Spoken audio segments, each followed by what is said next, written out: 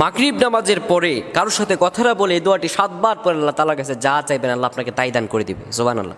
মাগরিব নামাজের পরে কারোর সাথে কথা না বলে আপনি যদি এই দোয়াটি 7 বার পড়তে পারেন আল্লাহ তাআলার কাছে যা আপনি চাইবেন আল্লাহ তাআলা আপনাকে তাই দান করবেন। সুবহানাল্লাহ বিহামদি। প্রিয় বন্ধুগণ আমার, মাগরিব থেকে এশা একটি গুরুত্বপূর্ণ দোয়া কবুলের সময়।